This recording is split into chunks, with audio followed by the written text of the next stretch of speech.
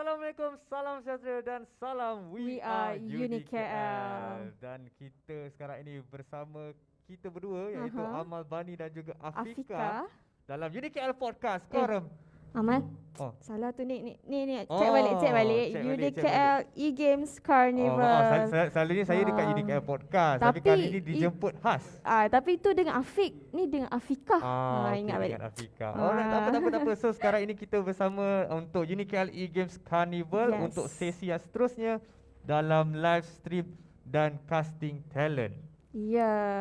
Alright, so Amal, kenapa ada talk semua ni? Kenapa ada talk ni? So ini adalah satu program yang dikuasakan oleh Universiti Kuala Lumpur dan juga Campus Lifestyle Division untuk penonton-penonton di Facebook, untuk student kita dan staff-staff lah. Itu untuk serba sedikit lah untuk kita ceritakan apakah program-program yang ada kat UniKL E-Games Carnival ni. Yes. Saya rasa tanpa mengelengahkan masa, kita akan bersama dengan panelis kita yang pertama. So, mari kita roll it VT Roll ini. the VT.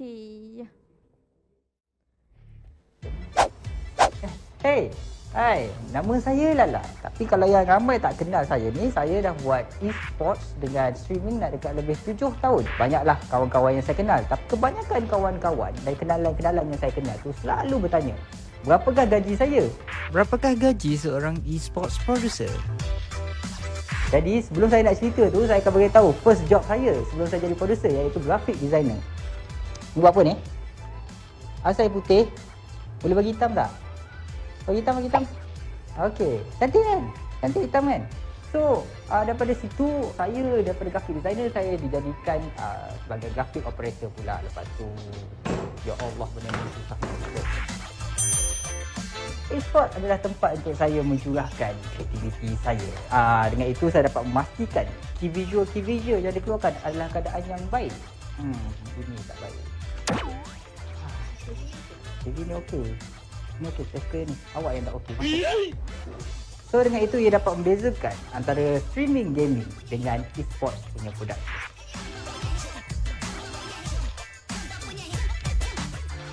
Menjadi seorang producer pula, saya kena tahu banyak perkara. Tapi apa yang paling penting adalah saya menjaga hati dan perasaan saya punya staff.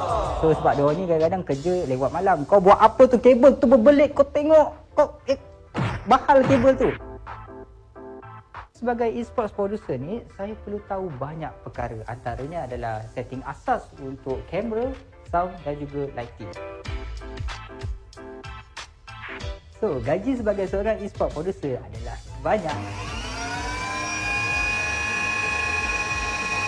Kalau korang nak tahu pasal e-sports broadcast dengan streaming secara menyeluruh, boleh follow di page yang tertera sekarang. Akan datang, saya akan buat satu kelas tutorial bagaimana nak stream, bagaimana nak buat broadcast untuk production e-sports. So, saya berharap dapat jumpa anda di sana. Selamat kembali. So kita dah tengok serba sedikit VT yang kita paparkan di Facebook Live. So tanpa melengahkan masa, kita bersama dengan Muhammad Asrul bin Jalani, iaitu lebih dikenali dalam industri Asrul Lala, merupakan e-sport producer IO e-sport producer. So marilah kita bersama dengan beliau.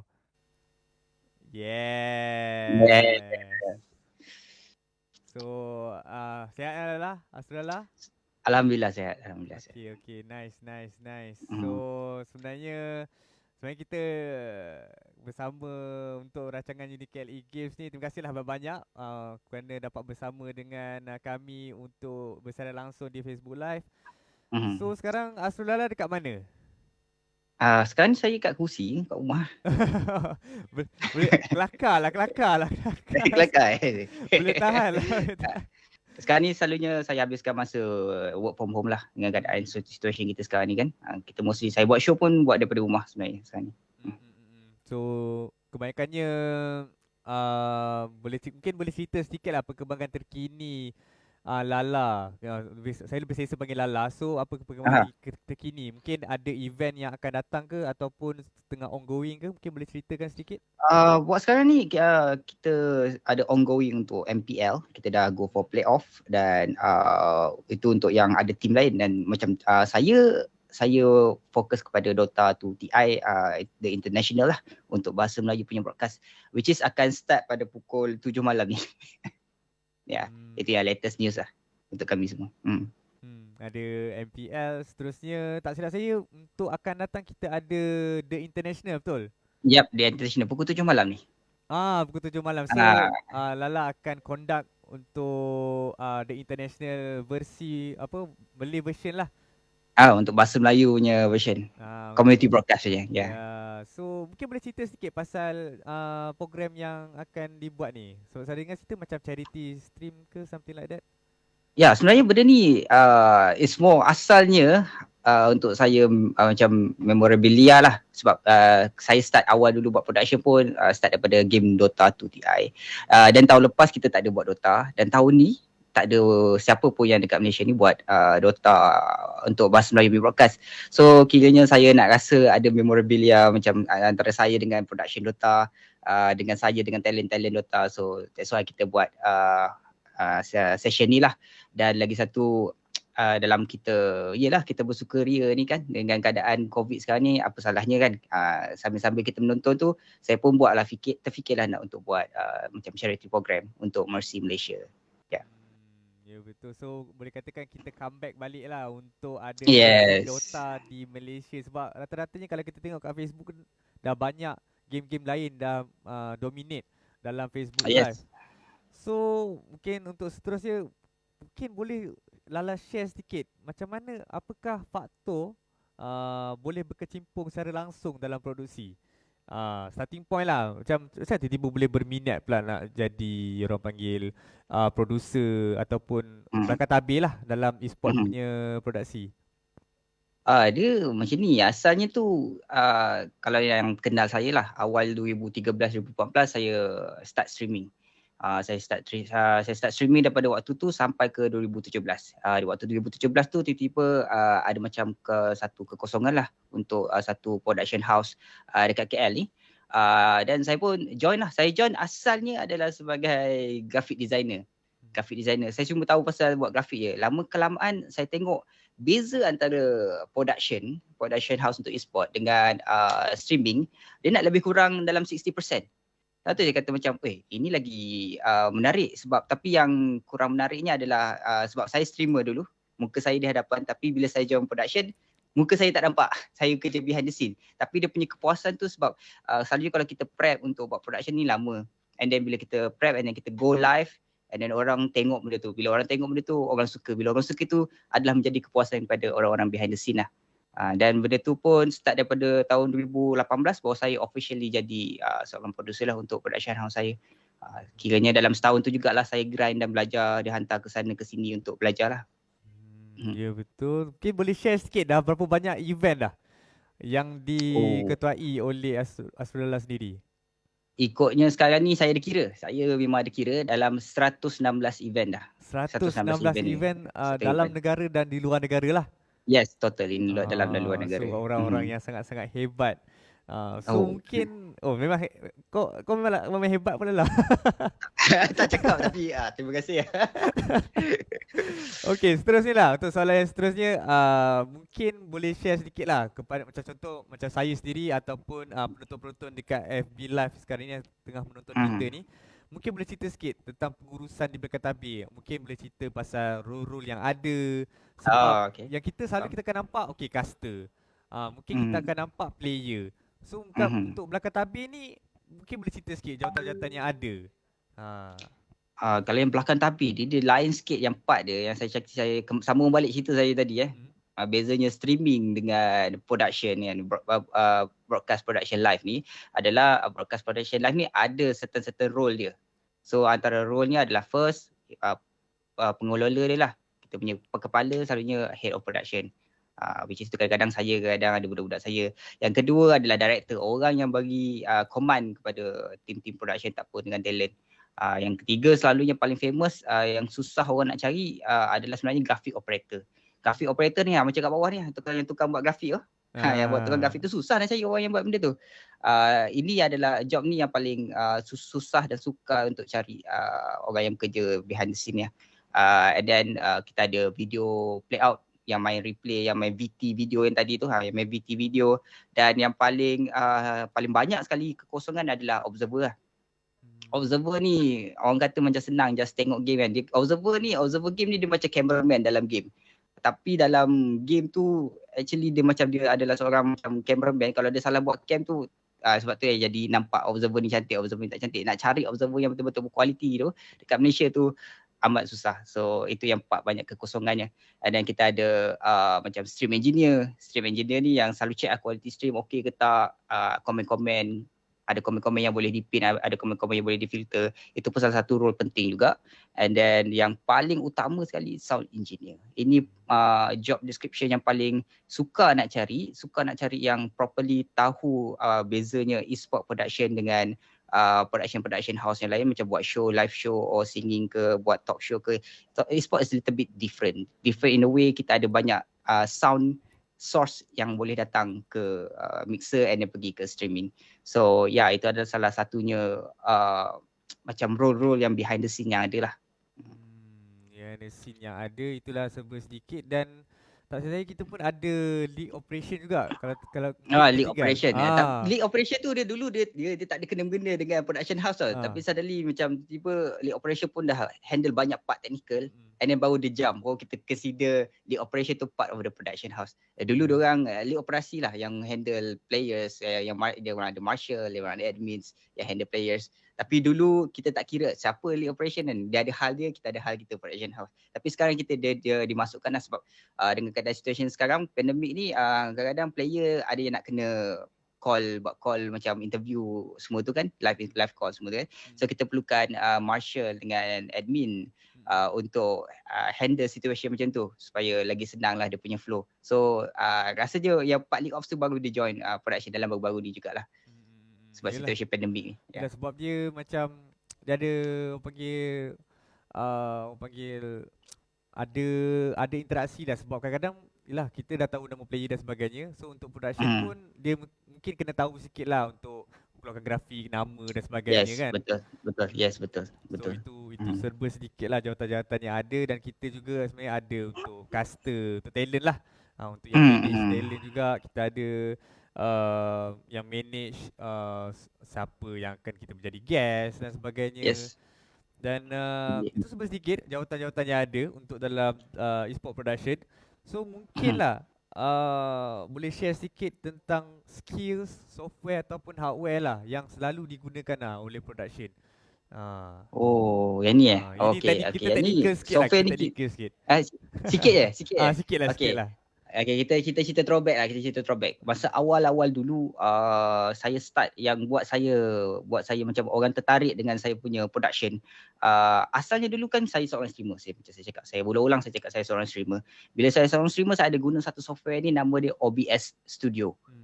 Bila OBS Studio ni kita tengok ni software untuk streamer. Tapi untuk production dia ada software dia tersendiri macam vMix kan, macam TriCaster, dia ada software dia tersendiri. Tapi saya hanya menggunakan OBS Studio untuk buat e-sport live production. So benda tu yang macam menarik minat orang sebab orang kata ini software untuk streaming yang macam amateur punya, tapi the way saya guna software tu macam sampai saya boleh buat tahap till dia punya software tu boleh nampak guna untuk live production yang professional. Itu yang buatnya orang tertarik untuk lebih tahu, untuk ambil saya untuk jadi producer lah. Ada masa yang sama saya jadi operator untuk grafik. Jangan terkejut, dalam OBS Studio tu macam-macam benda yang boleh dibuat grafik dia. Kadang-kadang ada yang lebih advance. Kalau ikut latest update sekarang untuk OBS Studio, ada banyak yang boleh kita buat untuk sama taraf on par dengan grafik-grafik yang profesional lah. Even though saya rasa yang kita tengah guna sekarang ni OBS ke rasanya? Betul tak? Ya, betul. Saya tak tahu lah. Betul kan? Nampak? Saya boleh nampak benda tu.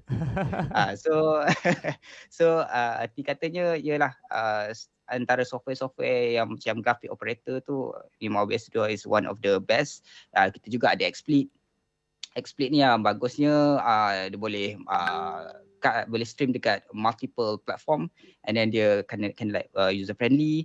Tapi yang sayangnya dia berbayar lah, paid user. Kena bayar lah untuk guna. Itu yang sayangnya, terpaksa keluarkan modal lah untuk guna sebab benda tu sangat senang untuk diguna. Tapi yalah, dia kena bayar.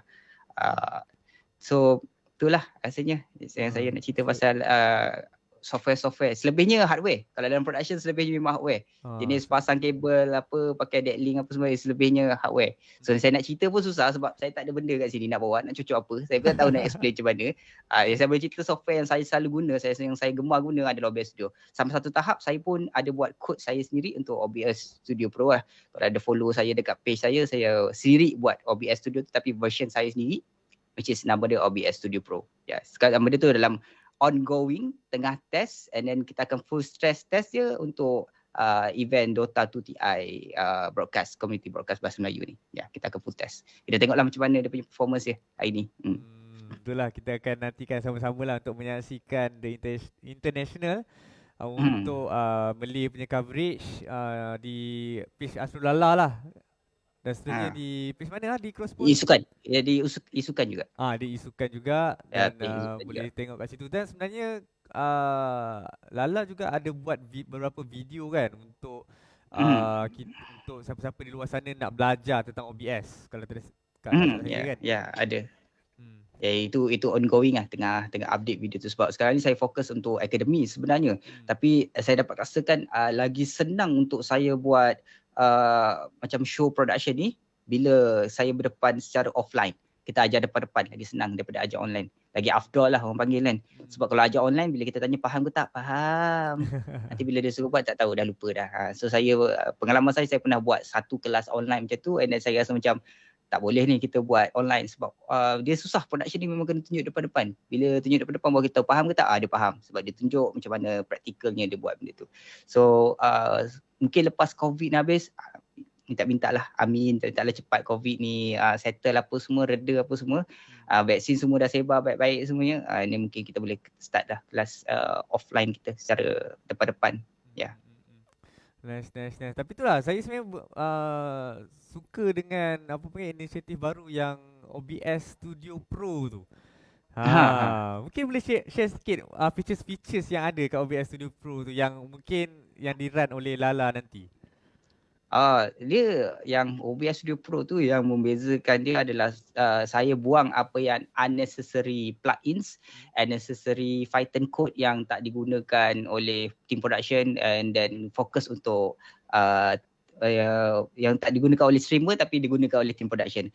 Contohnya kita punya codec mostly by default OBS Studio yang biasa, OBS Studio biasa dia akan pakai codec VP8 atau VP9.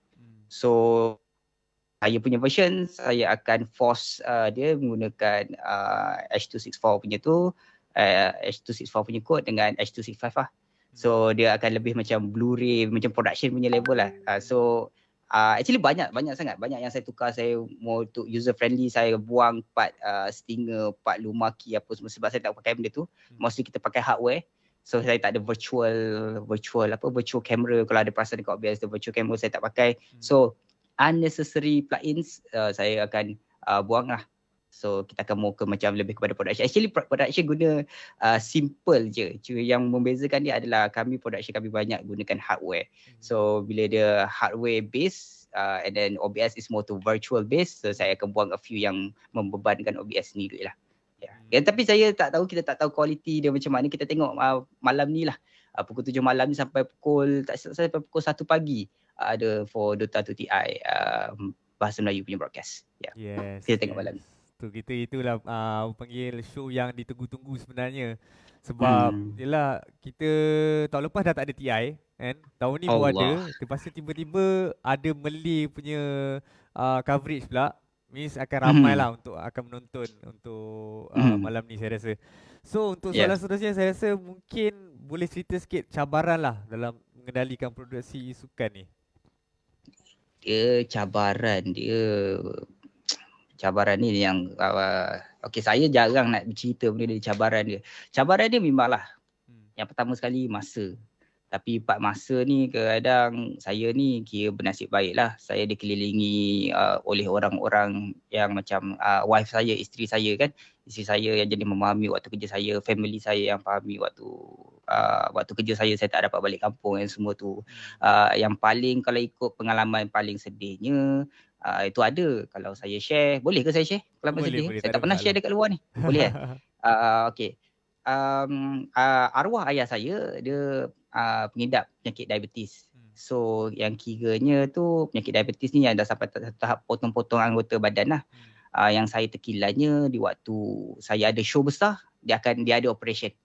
Macam contoh PMPL season 1 dia potong kaki belah kanan dia. PMPL season 2 dia potong kaki kiri dia pula. Sebab tu bila saya dekat Singapura untuk M2, dia potong tangan dia pula. Kesemua operation ayah saya kan, yang dia buat katarak semata ke apa ke, masa saya kat Paris ke apa, saya tak dapat datang. Saya tak dapat datang sebab saya mungkin di luar negara, antaranya sebabnya saya di luar negara dan saya tengah bekerja. Tapi ayah saya faham, disebab saya ni keturunan Jawa family bapa dengan anak Jawa ni, dia orang tak banyak bercakap sangat. Tapi kami saling memahami lah. Mak saya pun ada cakap ayah saya faham situasi saya bekerja kan. As long tak nak kacau kerja anak dia tak apalah. Tapi ada masa saya sempat lah lawat ayah saya sebelum dia pergi tu. Saya sempat lawat dia dekat KPJ Kuantan masa tu.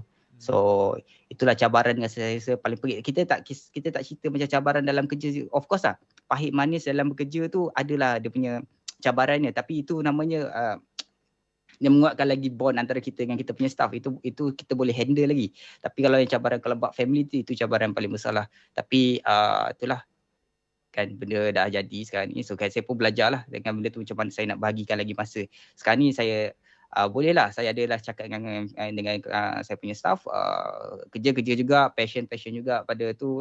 Tapi family will always be number one lah. Ya, betul. So itulah cabaran yang Lala sendiri tempuhi. Tapi bagaimanapun itulah, walaupun kita sibuk bekerja dengan family pun, kita masih kena ada time jugalah. Sibuk-sibuk kita pun kalau boleh kita cubalah untuk cari-cari masa yang sesuai untuk bersama dengan yang tersayang lah. So mungkin sedih pula bila cerita macam ni. Ya Allah, sedih pula. Tiba-tiba bercerita pula. Dulu jarang nak bercerita. Betul juga kan. Aduh ai.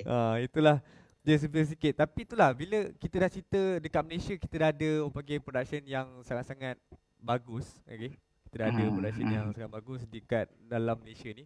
Mungkin boleh tak agak-agak lah, kita boleh tak menandingi produksi-produksi yang dekat luar negara tu kan? Macam kita tengok sendiri, diorang punya show pun memang nak nampak kesalahan dan kesilapan tu agak susah lah untuk susah lah untuk kita tengok kan. Untuk Malaysia agak-agak kita boleh sampai ke tahap yang boleh membanggakan tak? Yes, for sure. Kalau kita cerita pakai pasal behind the scene production team bukan cerita pasal e-sport dah. Ya. Cerita pasal e-sport behind the scene lah yang buat broadcast. Ya, boleh menandingi. Kami selalu bertanding. Ada satu show ni kita panggil PUBG Mobile Professional League season 2. Saya masa tu different EO, different negara, dia dekat Indonesia pun ada PMPL juga. And then tanpa saya sedari yang dekat Indonesia punya adalah saya punya Sifu. Saya punya Sifu yang ajar saya production. Nama saya tak nak sebut dah. So saya buat yang Malaysia, dia buat yang Indonesia. So kami bertanding kat situ.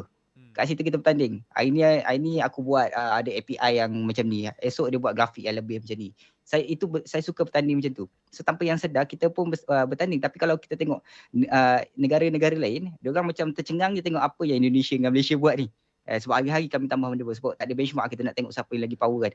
Tapi di end sebagai saya, yes, kita boleh menandingi lebih daripada orang yang di luar negara lah, bersaing sehat dengan luar negara lain lah untuk daripada segi broadcast production. Tapi itulah, kita kena differentiate title e-sport ni dekat kita punya netizen lah.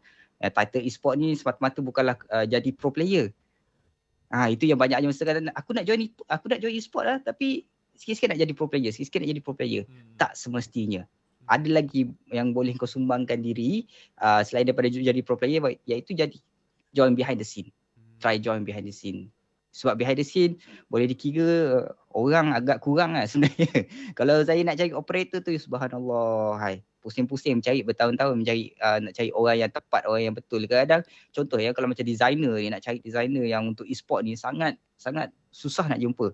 Dan dalam banyak-banyak intern, mostly intern tu tak lepas punya. Lagi satu sebab dia orang tak tahan dengan perangai saya. Siapa Amal kenal lah perangai saya macam mana kan. Sebab saya punya taste ni memang lain sikit untuk e-sport. So contohlah macam design dia pro design untuk commercial, untuk barang-barang commercial. Tapi kalau untuk barang-barang e-sport, untuk start e-sport memang tak kena. Memang cloud, mostly yang saya kenal 80% cloud. Tu yang saya macam okay, memang susah nak cari designer untuk e-sport ni. So yalah, kalau ada mana sesiapa nak try design e-sport anda tu, boleh lah PM saya kat page nak tunjuk design dah. Saya okay, saya boleh tengok kan. Mana tahu saya panggil kerja kan, saya tak tahu. Okay. So ada pembukaan orang panggil vacancy lah sekiranya nak operator lah selalunya. Susah mal nak cari mal. Kau pun tahu kan aku tu tunggang-tonggeng nak mencari designer ni. Kadang aku sendiri yang buat design sebab terpaksa sangat macam geramnya kan. Geramnya benda ni boleh adjust ni. Sebab taste tu kita ada trend. Kalau e-sport kita ada trend. Taste kadang-kadang bertemakan cyberpunk untuk tahun itu 2 tahun lepas lah. Cyberpunk. Lepas tu tahun ni mau tu comic style. Kita famous dengan tu. 3 years ago kita mau tu pada neon lampu-lampu neon, bukan cyberpunk different cyberpunk dengan lampu neon lampu semua tu. Dia setiap tahun dia ada trend dengan tema dia. So kita Malaysia ni kita terpaksa kadang cuba fikir satu tema baru kan. Cuba fikir satu tema baru supaya orang join. The moment orang join ni kita tahu kita punya idea tu bagus. So macam tu lah. Siapa yang nak start trend tu itu yang agak mencabar sikit lah. Ya betul sangat setuju. Itulah dia. First memang sangat susah lah orang nak berkecimpung sebenarnya dalam industri belakang tabir lah dalam e-sport. Sebab ramai lah, sebab kita tengok pun dekat Facebook pun ramai lah dah start stream kan. Lepas tu ada nak jadi caster dan sebagainya. Sebab tak tahu lah, mungkin diorang suka untuk tunjuk muka kat depan kamera lah kot. Itulah ramai sangat salahnya. Saya tak cakap perkembangan streamer banyak ni tak bagus. Saya di streamer. Sebab kalau dulu jadi streamer nak buat overlay, nak buat apa semua, sound apa semua setting sendiri. Yes. Kalau macam sekarang ni nak overlay kita boleh beli, ada servis. Yes. Kira ibarat sejujurnya kan, dalam 100-200 streamer yang saya kenal, boleh kata berapa persen ni, 20% yang buat design dia orang sendiri. So artinya kalau anda kata dia habiskan masa dia 5 tahun, 4 tahun buat stream, dia hanya tahu stream tanpa dia tahu belajar apa-apa skill macam designing skill ke, video editing skill ke kan, pasang nak setting mixer, soundboard apa sendiri tu dia pun tak tahu. Agak membazir lah. Anda kata dia punya career dalam streamer dia tak pergi jauh. Ini saya bukan nak menakut-nakutkan. Benda ni memang terjadi. Benda ni memang terjadi di dunia reality. Saya tengok macam mana bila streamer tu dah stream dia dalam satu jangka masa yang panjang dan suddenly dia dah nak stop stream dan dia nak start career baru, dia dah macam membazirkan 5 tahun waktu umur dia. Ada contoh lah kan, di umur 20 awak dah stream. Yes. Bila awak dah masuk 25, awak jumpa orang untuk di interview, ada orang tu akan tanya soalan kepada awak. Buat kerja apa dahulu sebelum ni? Saya adalah seorang streamer. Kalau saya majikan, saya akan question, streamer apa yang awak belajar? Kalau awak salah cakap, saya tak belajar apa-apa, saya cuma belajar bercakap depan kamera dan main game je. Allah, skill set anda terbuang macam tu je. Anda tak belajar apa-apa. Kalau anda kata, saya lah yang design banner, posting saya yang design overlay saya yang edit video, highlight apa yang semua. Yes, itu bagus. Itulah satu contoh streamer yang bagus di mana ada belajar skill set dengan at the same time anda pun belajar public relationship dengan orang, which is dalam streaming lah. At least anda ada buat 2 skill set dalam satu yang masa lah. So itu yang sedikit rare untuk dicari pada streamer-streamer zaman sekarang ni. Mostly streamer-streamer yang saya nampak sekarang ni, yang berbezanya adalah banyaknya macam misgera punya streamer. Oh kita panggil kasar sangat ke bunyi tu, misgera macam lebih kurang gitulah. Instant punya streamer. Tu yang macam okay tak apa, itu mungkin yang orang minat sekarang ni, tapi itulah yang situation yang benar-benar berlaku zaman sekarang ni. Tapi mungkin dia boleh berubah, mungkin tak dalam 1000 tu, mungkin dalam 50 orang, dalam 50 dalam 1000 orang tu, yang 50 tu ada yang macam streamer lama macam yang semalam Afici kan. Itu bagus. Itu salah satu contoh streamer yang bagus lah, konsisten. Ya, betul. So itulah dia serba sedikit pengkongsian lah daripada Asrul Lala. Terima kasih banyak Asrul Lala. Tapi sebelum tu kita ada special sedikit kepada penonton di Facebook Live. Oh benda pula ni. Ini dia, kita ada soalan lah kepada penonton. Soalan. Manakan sebelum kita buka Q&A punya session, untuk Asrul Lala. Mungkin Lala boleh bagikan soalan lah kepada penonton kita. Soalan yang telah diberikan lah. Which is apa soalan? Apakah soalan dia, Lala? Soalan dia, sekejap kena check balik semalam Soalan dia tak silap berkaitan software. Sebab kita nak bagi hadiah kepada penonton-penonton kita ni. Oh, pakai soalan tu boleh Okey, kita guna soalan tu. Soalan dia, apakah antara software yang popular orang gunakan untuk streaming dan production? Ada sebut tadi banyak kali ni. Tu dah keluar dah ada dah. Kita punya grafik, kita punya operator dah keluarkan apakah antara software yang popular orang gunakan untuk streaming dan production. So kurangan komen bolehlah kita mencari siapakah yang mempunyai jawapan yang tepat lah untuk soalan yang tertera. Rasanya Lala sendiri lah. Sebab tadi rasanya dah mention dah software yang selalu digunakan. Banyak kali tu. Tekan banyak kali. Banyak kali kita mention lah. Kita ada mention ada beberapa streaming software juga. Tapi dalam masa sama kita ada emphasizekan kat satu streaming software tu. Itulah sementara kita menunggu jawapan. So ya Lala okey.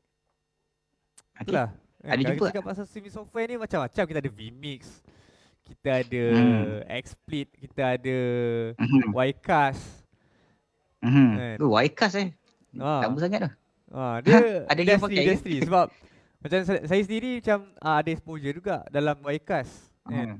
Dekat Universiti Kuala Lumpur dia ada guna Ycast, and then kalau untuk kalau macam video playout kita guna Resolume kat sini. Tu dah kita dah ada menang kita. Purvin Slow Lanker Open Broadcasting System OBS. Boleh tahan juga dia punya ni. Boleh tahan. Nama penuh dia bagi. Salah. Dia bunyi macam sama lah. Dia kalau dia tak tulis tu pun tak apa lah, tapi ada dia dah kurang tepat pula tiba-tiba kan. Kurang tepat.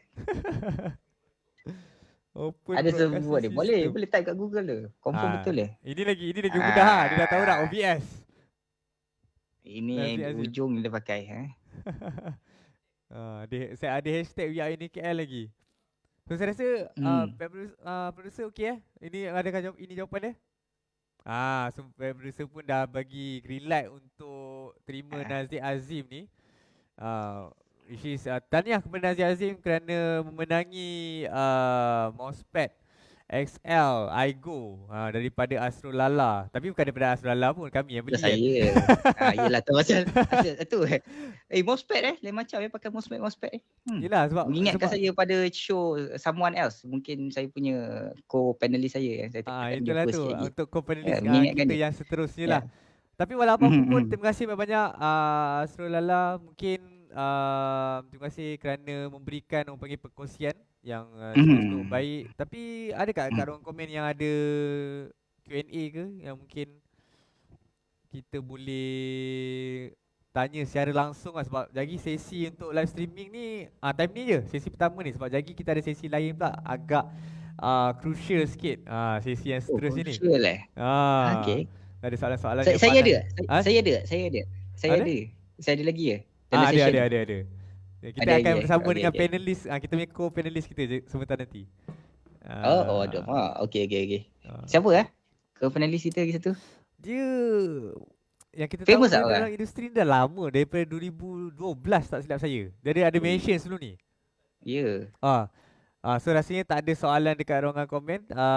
Saya rasa itu saja. Terima kasih banyak kepada yang kepada Lala especially sebab nanti kita akan jumpa lagi. So kepada yang penonton FB, jangan ke mana-mana, kita akan bersama dengan panelis kita yang kedua. So kita akan berehat seketika dan kita jumpa sebentar nanti. Hai, Assalamualaikum. So anda sekarang bersama saya, Afika. So tadi kita dah ada session bersama dengan Amal dan juga Lala. So diorang dah cakap tentang e-sport production. So berharaplah audiens kita, penonton-penonton kita dapatlah sedikit sebanyak ilmu yang dikongsikan dan boleh apply ilmu tersebut jika anda ingin menjadi orang yang berjaya macam Asrul Lala kita. So walaupun dia kecil molek pun banyak sangat ilmu yang dia kongsikan. Okey, tanpa kita membuang masa, saya akan memperkenalkan second guest kita. Alright, so roll the VT. Okay, so nampaknya kita tak ada. Ladies and gentlemen, thank you to Dato' Siti Nurhaliza. Wow.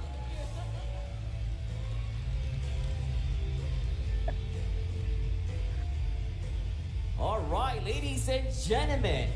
Now, first of all, to our honorable VIPs, to our proud sponsors and partners of today's event, esports enthusiasts, esports athletes all across Southeast Asia and around the world, members of the media, ladies and gentlemen, welcome to WESG Southeast Asia Grand Finals 2018!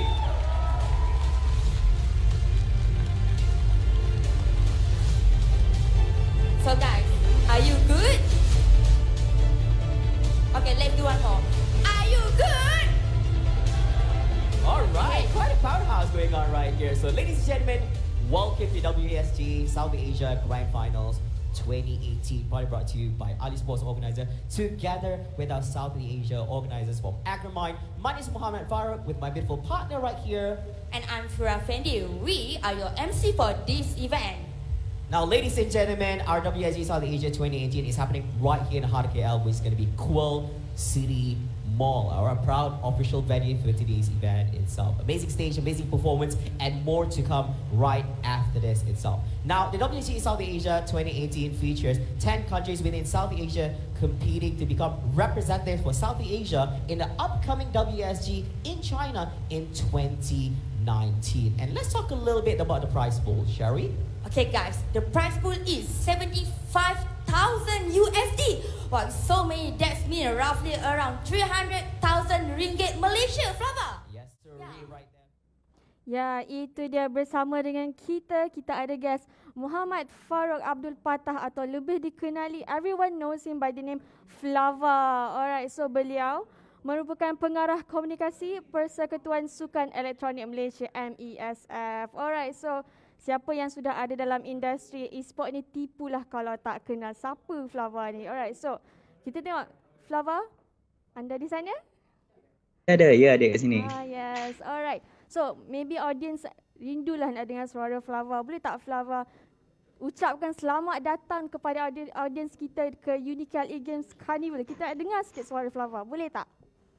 Boleh rasanya. Nak bagi intro macam mana ni? Oh tak apa, nak ucapkan selamat datang kan? Alright. So kalau event usually tak apa kalau buat dalam bahasa Inggeris sebab biasa saya lebih fasih dalam bahasa Inggeris. Sure. Okay, alright. Alright, bismillahirrahmanirrahim. Assalamualaikum warahmatullahi wabarakatuh and a very good evening ladies and gentlemen and welcome to our event for today. Wah, itu dia. Okay. Sikit lah. So dah lama lah tak dengar Flava bercakap, so dia rasa hype jugalah sekarang ni. Okay, so Flava apa khabar? Khabar baik, Alhamdulillah. Afika apa khabar? Saya khabar baik, Alhamdulillah. Alright, so sekarang Flava ada dekat mana? Okay, saya tak nak buat macam Lala tadi. Saya kat rumah sahaja. Kalau saya cakap saya dekat luar nanti kan orang komplain saya keluar ke sini sana kan. Saya kat rumah je. Oh, rumah sahaja. Alright. So, baiklah. Tanpa kita membuang masa lah, kita nak dengar first soalan. Nak dengar jawapan daripada soalan pertama. So, mungkin semua audience kita tertanya-tanya, fans tertanya-tanya dan juga saya lah sebagai fans Flava sendiri tertanya-tanya. Boleh ceritakan sikitlah apa perkembangan terkini Flava? Tak kisahlah job wise ataupun private life wise yang mungkin Flava nak kongsi bersama audience. Silakan. Alright, boleh sahaja. Baik, terima kasih diucapkan atas soalan tersebut. Bagi mereka yang tak mengenali saya, nama sebenar saya adalah Muhammad Farouq bin Abdul Fatah ataupun nama stage name saya adalah Flava.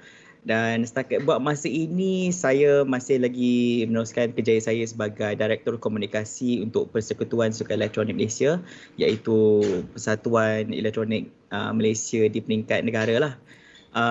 Dan saya baru-baru ini sejak pada bulan Jun 2021 ini saya bermula kerjaya saya sebagai seorang content creator di bawah syarikat bernama SEA Gamer Mall ataupun CGS sebagai content creator. Pada awalnya saya buat content untuk content Free Fire dan juga Mobile Legends, tapi kini saya hanya fokus kepada Mobile Legends sahaja dan saya manage CGM Malaysia, Indonesia dan juga TikTok account juga. Dan selain daripada itu, dari semasa ke semasa saya masih lagi bekerja sebagai seorang pengulas ataupun pengacara majlis untuk acara-acara e-sport di dalam Malaysia ataupun di benua Asia Tenggara. Dan selain daripada itu juga saya juga memberikan talk-talk e-sports lah di beberapa event di seluruh Malaysia. Itulah. Okay, so kita nampaklah perkembangan terkini daripada Flava walaupun dalam situasi COVID sekarang ni still ada perkembangan, still ada orang kata exposure dekat dunia di luar kan. Alright, so berapa lama does it takes untuk Flava ke tahap sekarang ni? How long does it takes? How many years? Oh, okey. Kalau nak jawab soalan tu, bila cakap sampai ke tahap ni maksudnya apa? Sebagai seorang pengulas ke? Sebagai dalam kerjaya ke? Dalam Macam mana? kerjaya secara keseluruhannya lah. Maybe orang tertanya lah. I think to reach to where I am today, basically if I were to calculate lah daripada bermulanya sebagai career dalam e-sport ni, saya bermula daripada tahun 2012. Sebab pada masa itu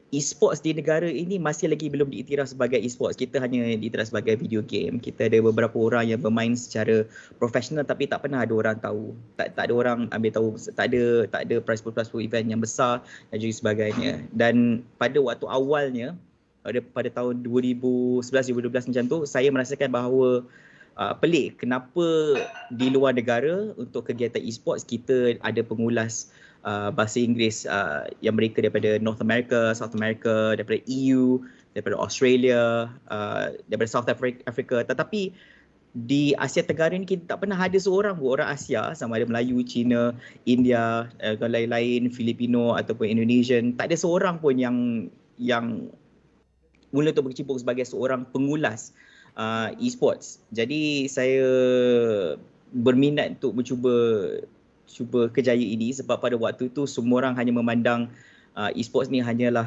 ke arah menjadi seorang professional player tapi tak pernah bagi seorang talent. Jadi apa yang saya buat ialah saya approach 3 syarikat. Saya ingat lagi, saya approach 3 syarikat pada awalnya. Pertama sekali adalah Orange E-Sport Cyber Cafe. Pada zaman dulu Orange Cyber Cafe lah, Orange Cyber Cafe sebab mereka melakukan acara e-sports pada waktu itu. Keduanya saya berjumpa dengan syarikat Sendi Mutiara Multimedia ataupun SMM. Mereka organise Dota tournament terbesar kalau kiranya di Asia Tenggara. Mereka ada buat di peringkat negeri, negara dan peringkat negara di dalam Asia Tenggara. Dan yang ketiga sekali adalah syarikat bernama E-Club, iaitu merchandise distributor official bagi Valve pada masa itulah sehingga ke kini. Jadi tiga-tiga syarikat ni alhamdulillah hire saya pada waktu itu sebagai seorang pengulas e-sports kira part time under them for their own event. Dan itulah titik permulaan kerjaya saya lah dalam e-sports ni. Jadi bermula pada tahun 2012 ni. Jadi saya amat berterima kasih pada mereka kerana memberikan saya peluang pada waktu itu. Kerana pada waktu itu suka sebab ia adalah satu kerjaya yang tidak exist. Betul. Dan saya cuba untuk persuade them to allow me to work on a career that did not exist. So agak pelik lah. Agak pelik lah waktu tu. So yeah, that's the starting point I guess. Alright, so saya personally adalah seorang gamer yang start daripada 2013 juga. So waktu tu memang gaming ni orang kata buang masa. Macam orang tak pandang pun. So dia macam orang kata it's a very nice to hear when someone is very successful lah in e-games ni. Sebab dia macam dia basically Saya dah lupa nak cakap apa. Sebab sangat nervous ni dengan Flava. Okay, so dia basically Tapi sis Afika cakap gaming ni considered as buang masa. Walaupun alhamdulillah lah saya agak berjaya dalam industri e-sukan ini, tapi tak dinafikan bahawa gaming itu boleh dikira sebagai membuang masa. Kerana jika kita bermain terlalu excessively juga boleh kira buang masa. Betul. Kita harus bermain berpada-pada dan pastikan kita ada good work-life balance lah. Sebab masa saya start career saya dalam e-sport ni, waktu tu saya masih lagi belajar. So waktu tengah belajar tu I'm surprised sebab bila saya dah habis belajar tu baru saya realise dulu waktu belajar I'm surprised that I can actually manage my time where Isnin sampai Jumaat kelas and Sabtu Ahad kerja e-sport sebab saya kerja sebagai seorang pengulas kan. So at least Monday to Friday tu I tak ada apa-apa kan. So Monday to Friday I pastikan I siapkan homework, I pastikan I prepare my presentation slides in case ada presentation, kena study, kena revise for exams and all that, and still manage to achieve honours in my studies in a double American degree and at the same time also do e-sports at the same time. But the risiko was my study is an American degree. It's a 2+2, which I'm required to actually go to the US for my studies. But because I did not want to miss out on esports, I decided to tak payah kot pergi US, because if I go missing for 2 years, then I have to restart back once I come back to Malaysia. So might as well I stay in Malaysia for my 4-year studies and do my esports lah. So basically it's the same routine every single week. Study, Monday to Friday, then esports. Study again. So basically it's a never-ending cycle lah, because almost every week ada events during that time. Yeah. So. Okay, so we can see lah from apa yang Flava cakap tadi, it's all about passion. Bila kita ada passion on something, we will willing to do anything untuk kita achieve our passion tu lah. Okay, so kita akan soalan yang ketiga. Alright, so nak minta Flava untuk share tips-tips ataupun nak minta Flava untuk share kriteria yang perlu dititik beratkan jika seseorang itu ingin, contohnya macam saya lah, nak jadi pengulas e-sport ataupun audience kita nak jadi pengulas e-sport. Is there any criteria yang kita orang perlu titik beratkan? Alright. Because I think I would like to divide this into two, right? So firstly, usually first things I want to highlight is anybody can actually become a commentator. Like, I truly believe anybody can become one, because being a commentator or recaster requires communication, and on a daily basis everyone in this whole world is actually applying that. So sama ada kita berkomunikasi dengan keluarga kita, dengan rakan-rakan dan juga sebagainya. But to apply this and convey this communication to the public is another thing. But basically you want to apply the same level of communication with your friends, how easy and how fluid that is, with not just 1 or 2 people, but this time to thousands, hundreds and thousands of people, which is a little bit different. So tu yang cakap, dekat atas stage ni kita tengok macam contoh kalau Flava berdiri kat atas ni, the way I communicate with the people is the same as how I would talk to normal people. But of course it's not an easy task lah, because kalau kita cakap dengan kawan-kawan biasanya kita kenal diorang, biasanya kita dah lama bercakap diorang, so kita rasa macam selesa and everything like that. So there's like a lot of elements it is. But people always say that, oh, what's your criteria? Do you need to be really good at speaking and all this? Allow me to share a story lah. I'm not that fluent in English at the start when I tried to do all these commentaries and stuff, because during that point of time in life, I did not had much practice. I did not had any kind of training. Basically, I'm a good example of a person who was not born with good communication skills. But over the years, after practice, after engaging with a good number of people who did help me through the phase of getting better in communications, therefore I'm able to actually deliver as well as I can today. So because people always rasa macam, ya tak boleh aja kan Mamat tu cakap English macam kereta api. Because people start to compare, like, oh okay, like I don't think I can do this. Maybe mungkin dia belajar kat overseas kot. Dia ni mesti so lepak dengan Mak Saleh kan. Not really. But through practice, I'm able to actually get to where I am today. Alright, but of course, usually people cakap it's not just about practicing, but doing the right practices. Because A lot of people tanya macam, oh Flava, boleh ke kalau kita nak jadi caster, kita ni dalam Melayu dan kita nak jadi caster English, nak fluent macam American, kita nak level Oxford. But then boleh ke? I cakap boleh. Yes. The question boils down to how serious are you? Alright, so if you want, let's say for example, you want to set your benchmark to be at Oxford level English, then my suggestion would be like, number one, how about you hang around people who have good communication skills, because your environment usually shapes you better than you practicing on your own and stuff. Kalau you don't practice English, how are you going to get better? Like if you don't practice, you don't do revisions on your own, you will never get better. All right, so that's in terms of your delivery as a commentator caster. Then number two, some people feel that, oh, I'm really good at English and all that. Then the next thing you need to fix on is actually your presentation skills. Because some people can talk English really well. Kalau setakat baca buku tu, easy. Kalau cikgu suruh baca buku kat sekolah tu, buku teks tu, it's a very simple task where you can actually read it. But can you actually deliver what is being that without that book present in front of you? All right, can you stand in front of thousands of people and actually deliver what was actually being projected within that book or within that text? That's also it. This is where people start talking about stage fright and stuff. And from time to time, even like Lala is actually our guest who was with us just now, kan? Together with Bunny just now. Sometimes Lala always makes fun of me and say that when I tell him that I'm scared, bila nak naik stage kan, 5 minit sebelum nak naik, I'm scared. Ni aku dah butterfly in my stomach and all this kan. Lepas tu dia gelak, dia kata he felt like I'm joking. But actually, I still have that. It's just that they don't believe me because they see me doing so well on stage, but people don't realize that those still do exist because, it happens, okay? People are born differently and stuff. And so whatever that all these people are going through, stage fright and everything, I still have it, and I'm not surprised if you do. It's not a weakness, it's what you do after. Because yes, the butterflies will not disappear. But when the show starts, all right, let's put Lala in the spotlight like this. Lala is a production, he's basically a producer, all right? So he leads the production team.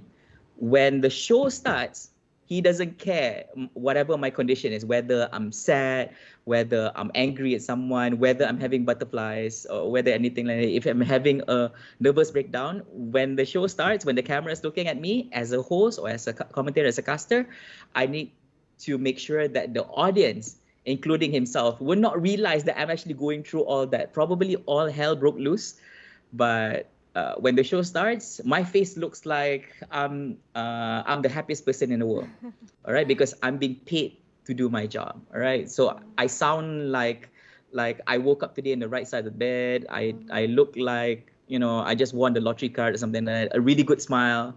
Yeah, but when the cameras are off, Lala doesn't care anymore about what my condition is. If I cry at the back also, he doesn't care. So it's okay, let him cry, okay? I just want him to be okay when the show starts. So that's the thing. So when the show starts, I need to make sure that, basically I do my job. Yeah. So, but when you say criteria, I want to pick on something that Lala mentioned earlier, right? Because when you say criteria of being a talent, all right? A talent, it could be a host or a caster or something. I would say there's no criteria. It does not require you don't have to have white skin, you don't have to get yellow skin, dark skin, or anything like that. You don't exactly need like a beautiful voice of sorts. You don't exactly need really good looks, all right? The most important thing is you have good, or should I say ample amount of knowledge on what you're delivering, because I don't want to restrict it to esports, right? Whatever event that you're working on, you need ample amount of knowledge in it. And number two is you need to be able to actually deliver that job that you're supposed to do during that time, all right? So whatever that comes after, like if you have good looks, alhamdulillah, great for you, all right? Like probably there'll be a plus point for event organizers to actually hire you. If you are a prominent figure, if you're famous, and it will be plus points and all that. But when we're talking about criteria, basically those are the things that we need. We need somebody who can actually do the work. Although this is considered part-time, but basically people look at it as a full-time thing because they want to know whether can you do the job. If you let us know right now, because we have no time to change you in the midst of an event, if we have to use you up to a certain point until we find somebody better or something like that. So yeah, that's what I can say about criteria, I suppose. So I see. So as you said before, practice makes perfect lah basically kan. So if you have a lack of communication skills, presentation skills, so we have to practice and also practice. Sebab kita lahir-lahir takkan terus pandai bercakap. We don't just came out suddenly we know how to speak. Semua tu everything requires practice. So macam yes, very very true. Adalah setengah orang tu very blessed lah. Memang born. Ada some people are just born having an advantage over everybody else, but just because you're not born that way doesn't mean that you cannot acquire the skills. Yes, it just takes practice. Everyone can do it, betul tak? Alright, so when you talk about Lala just now, actually, just cerita tepi, Lala and I go way back, macam 2012 dulu. Since time tu tengah Blackshot. He was one of the pro players in Blackshot lah. So I actually know him personally lah, how he works, how he communicate with people. So personally, yeah, he is a very great person to work with. Yeah, I've been working with him juga lah dulu. So I totally agree with your opinion on him lah kan. Okay. Yeah, we'll talk more later on that, after the show. Yeah. The MVP, alright. Okay, so for the next question, we already talked about criteria. Now we want to know any tips that you would like to give on the audience on how to be the best talent. Tips jadi talent as great as you. Okay, all right. Let me try to actually shift this question a little bit, because it's very hard to say like who's the best talent and such, because in the world right now, because we have talents of different sorts, all right? Yeah. So we have talents who are really good when it comes to analytics, giving information lah, bagi information, masa event dan sebagainya. Some talents are really good when it comes to play-by-play, meaning that, when team fights actually happen, delivering bit by bit of what's going on during a fast-paced incident and more. So there are different kind of talents out there. So it's very hard to actually point out the best. The great thing about talents is that because there's different type of talents, there's different type of deliveries, and different talents have different personalities, right? Some talents are just pure funny. Some talents are being hired because they're super professional and they're mainly focused on just points, facts, data and stuff.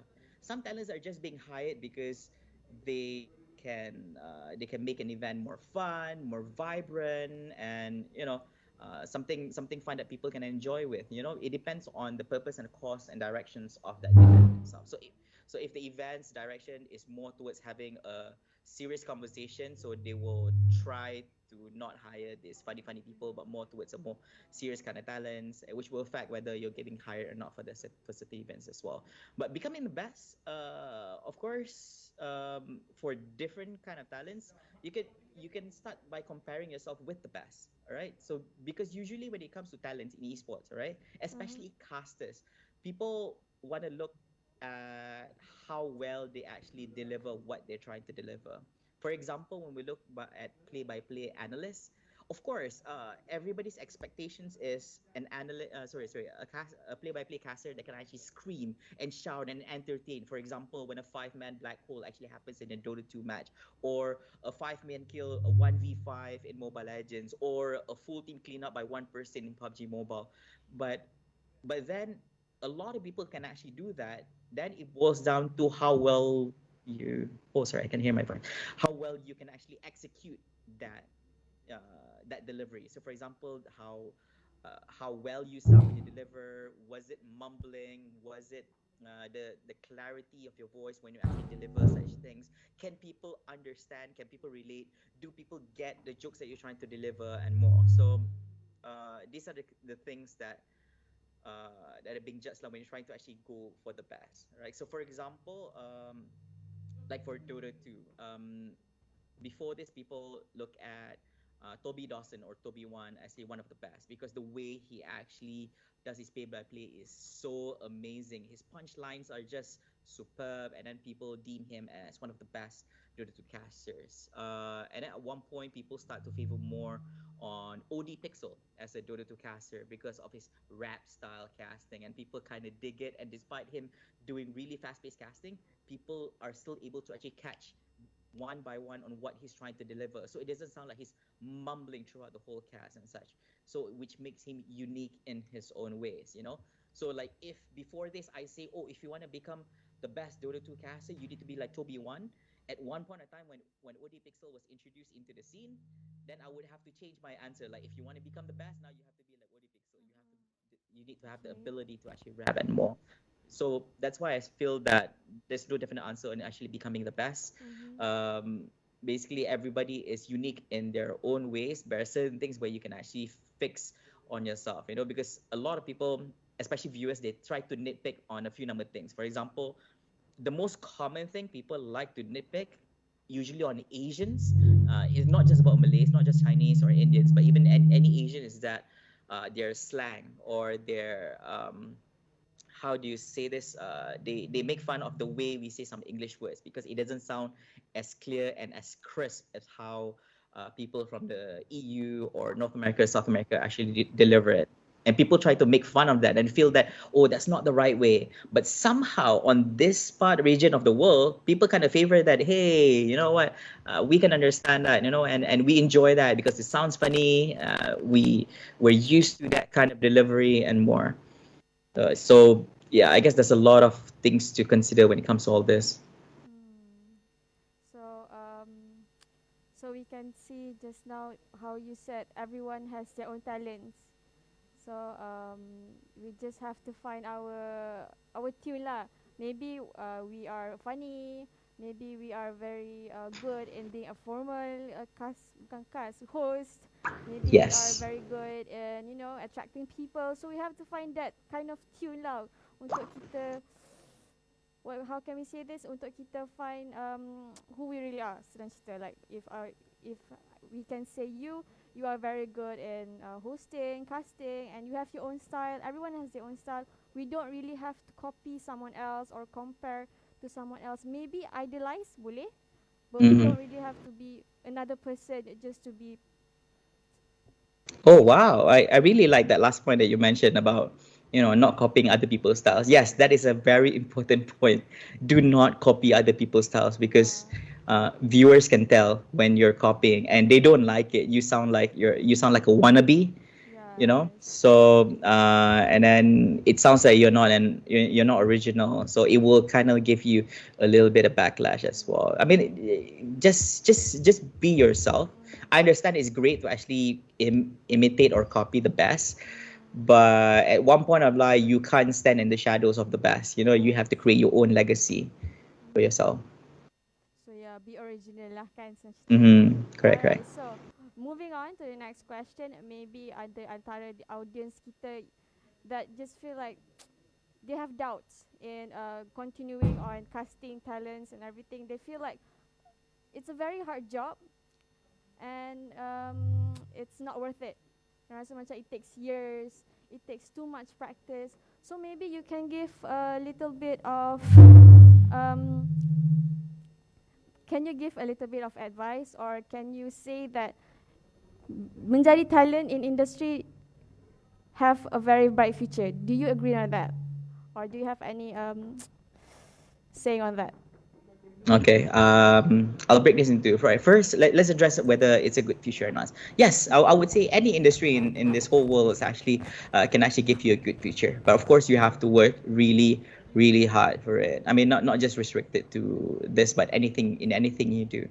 But coming back into the topic, when we're talking about casters and talents, all right, yeah, it's not an easy thing. I mean, it's easy for you to actually become a caster, but to become a really good one, it's not an easy task because there's quite a huge responsibility laying on your shoulders.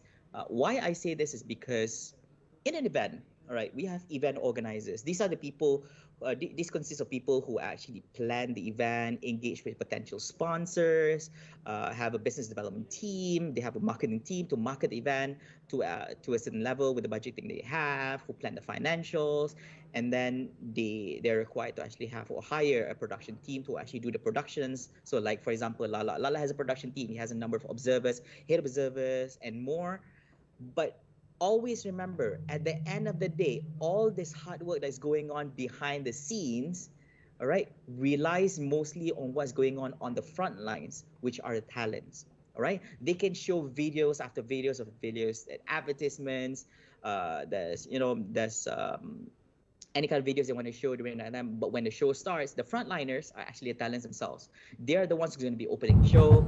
They're the ones who's going to be closing the show, and they're the ones who are given the responsibility and the ability to actually speak into the microphone to deliver any kind of audio or video feedback to the viewers themselves. All right.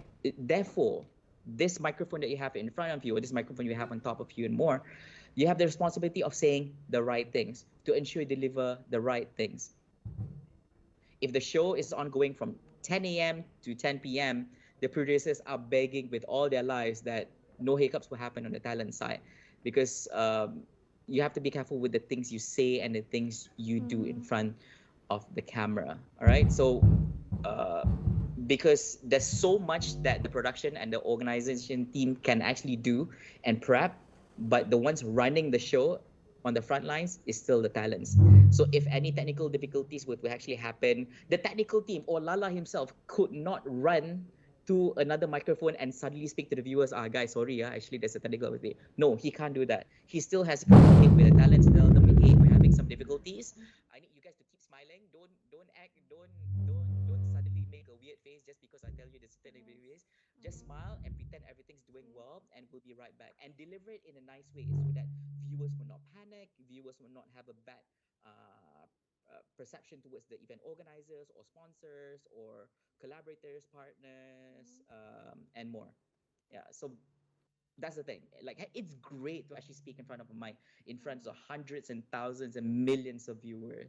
But at the end of the day, just remember that during the whole duration of hours, one small mistake or one wrong delivery of a word or a sentence that you do could jeopardize or affect the whole event. All right, so that's the amount of responsibility you have on your shoulders. All right. Other than that, is also you have to be careful of mispronunciation and in terms of delivery and stuff. For example, when it comes to mentioning names of prominent figures such as the Prime Minister, Deputy Prime Minister, some YB, some Tan Sri, some doctor and stuff, in senior. So you need to make sure you deliver it properly so that it would not hurt the feelings of this and honorable VIPs. Like, I usually like to give this example, right? This also falls down on delivery. So for example, like, Afika, what's your full name? What's your full name? My full name is Nur Afika Akila.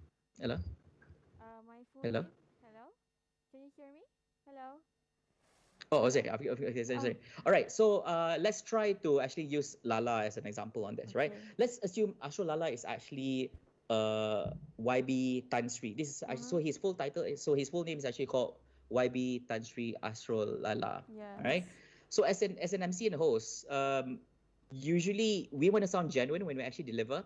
So for example, when an MC says, we would like to welcome the Honorable Young YB Tan Sri Asrul Lala to the stage, right? If you were to deliver that official event, especially when it comes to high-level events and all this, probably you will not get the job anymore after that, all right? Because it does not sound you're being respectable towards the honorable VIP guest. Yes. So if you feel respectable, if you feel honorable, you want to make sure that you pronounce his name properly. For example, Yang Berhormat Tan Sri Asrul Lala.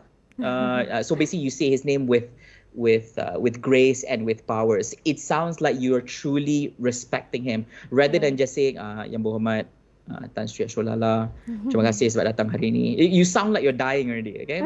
And like, why are you even taking up this job when you're not even you're not even happy about the VIP's presence. As much as you don't like that VIP also, but since you're being paid by event organizers, you're supposed to mention that VIP's name as if he is the number one VIP in that event, right? As he should be. Yes. Right. So delivery is also important as well. Yeah. But okay, since I've already mentioned all the tough parts on responsibilities, let me assure you that although it sounds really, really hard, right? But at the end of the day, as long as you are mindful of the things you say, as long as you practice all the things that you should do and you should not do as an MC or as a caster or as a commentator, you should be fine. All right. Basically, just be mindful. Keep yourself informed. Be aware of your surroundings and more. And basically, this job requires you to be consistent in your performance. So you cannot slack off one time and all that. This is just like any other job out there. Put your time and effort into it, and you will do just fine. Should be it. Alright, so that is a bit on what how do you say this? Can you hear me though? Flava? Yes, I can. Yes. Alright, so that is a bit on ni lah kita punya soalan tadi lah, which is like you said before, the tanggungjawab as a caster host, that we have to mindful in our saying on everything. So for me right now as a host myself, this is my first time actually being alone. I usually have a partner with me, so being alone is very, I can say, a bit nervous, but yeah, trying, yeah. So whatever, apa yang Flava cakap tadi, I can actually hadam, I can take it as an advice myself, and thank you for that. All right, so I think you're doing great. you shouldn't be worried about anything. I think the viewers and everybody who's actually watching can actually agree that you're doing just fine. Even as a solo host, trust me, in the next, probably if you have constant practice like this, you can do a full-fledged event by your own, alone on stage. I'm very sure. InsyaAllah. Alright, so itu dia sedikit sebanyak. I think it's a very a lot. Dia tak sedikit, itu banyak lah ilmu yang Flava share dengan kita, that he has shared everything. I think it's more than what I asked. So bagi kita, he gives on the tips, on insight, on becoming a talent in not just e-sport, but also MC, host, basically just talents lah on the industry. So right now, we try to open a Q&A session. Kod-kod, there's any audience in the Facebook comment yang nak tanya soalan dekat Flava. Yeah, come, you can ask any questions, don't worry. Sorry, Boleh je. boleh comment, anything? I think while waiting also, I would like to give this one advice for people who are interested. A lot of people kat luar sana berminat jadi caster, nak jadi talent, alright? Macam tadi, okay, Lala already had his opportunity to tell people like, hey, if you are a graphic designer, if you feel like you want to try producing, you can just contact Lala and actually say, hey, just submit your work, and Lala would actually criticize or give comments on the work, right? For me, as a caster, if you're interested in becoming a caster, my advice to you, if you want to apply a job as a caster, is to actually submit a proper esports profile. A proper profile of yourself on that job. Yeah, do not submit a resume ever. like trust me, okay, because usually, okay, Lala is a producer, but usually the people who actually hire talents, it's not under Lala. It's actually more on the event management side. But Lala, because he's very experienced as an esports producer, he will give his peace of mind or his take on whether this talent will be good or not, because he works on the production side.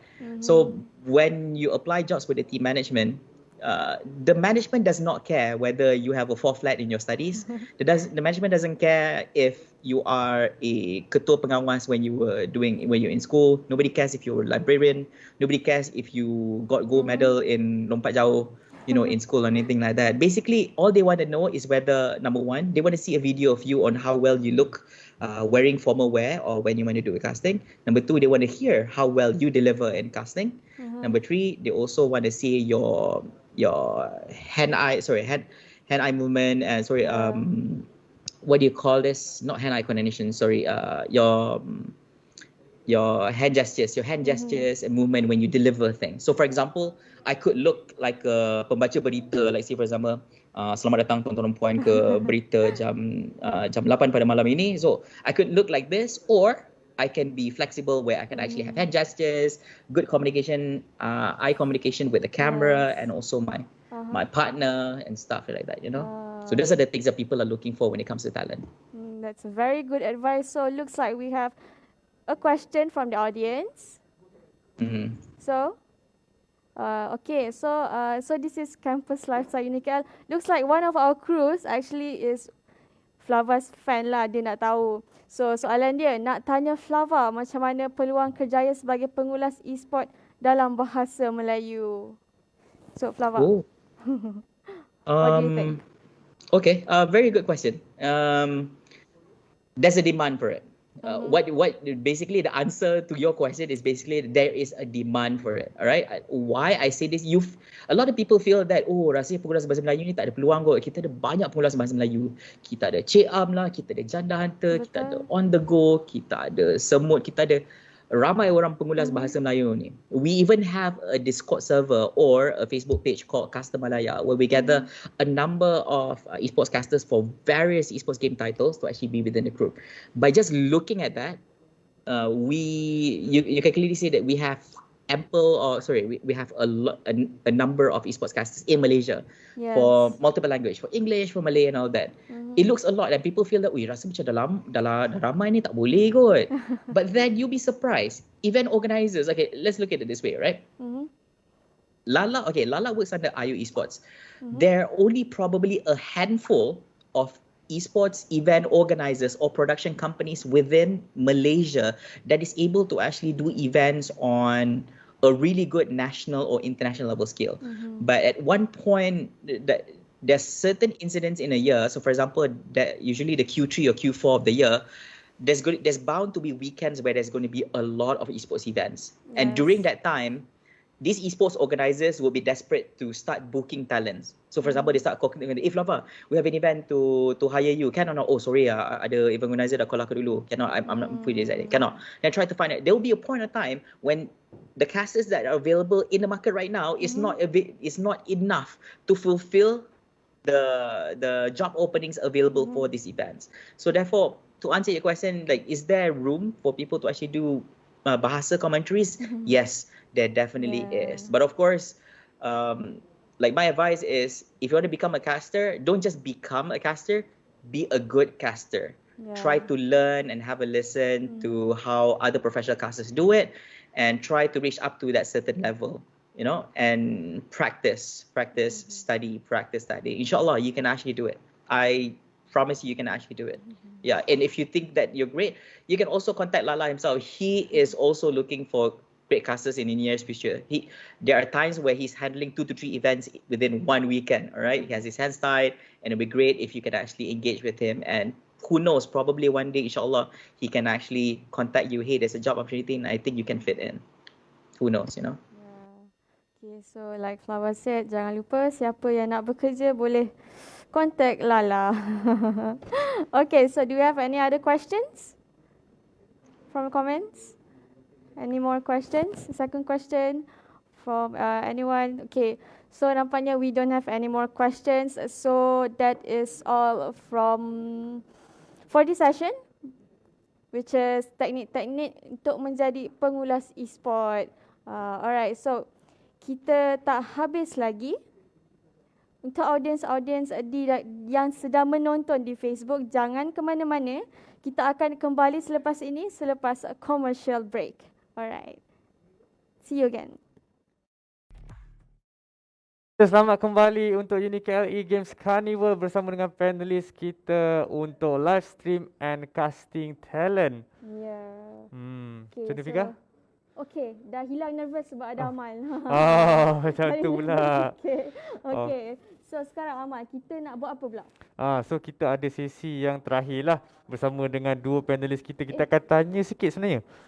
So kita bersama lagi dengan dua panelis kita. Kita ada Asrul, Lala dan juga Flava bersama dengan kita untuk sesi yang terakhir ini, untuk kita menanyakan beberapa soalan lah. So Asrul, Lala dengan Flava ada lagi. Okay, kita dah nampak dah mereka. So tadi kita dah dengan Asrul, kita dah cerita sikit, kita dah orang panggil buat kaji selidik lah pasal live broadcasting ni. Ya. So tadi dengan Flava, Afika dah borak pasal apa tadi tu? Saya dah borak pasal pasal talent lah, pasal teknik-teknik nak menjadi pengulas e-sport, dan juga host dan juga MC. So dah ada improvement sikit lah lepas ni. Ada improvement, dah ada Amal, ada improvement, ada Flava, ada improvement. Boleh jalan. Okey, baik. So tanpa kita melengah, kita akan tanya soalan lah kepada kedua-dua panel kita lah. Boleh. Memandangkan sekarang ini kan, kalau kita tengok kat Facebook Live ni, ada orang panggil drama yang kurang untuk menyenangkan lah. Selalu panas lah. Ada yang pernah buat, saya tak ingat ada satu tu. Mungkin Lala boleh bagi hint sikit kot. Adakah pentingnya kalau kita buat drama e-sport tu menaikkan satu populariti dari industri sukan? So, apakah kesan kepada komuniti e-sukan kalau kita ada drama-drama macam ni? Sebab kita dah tahu dekat industri macam entertainment ni memang selalu dah benda-benda macam tu. Tapi kalau dalam e-sport ni, apa kesan dia sebenarnya untuk komuniti? So mungkin kita mula dengan Lala dulu kot. Tu soalan ni.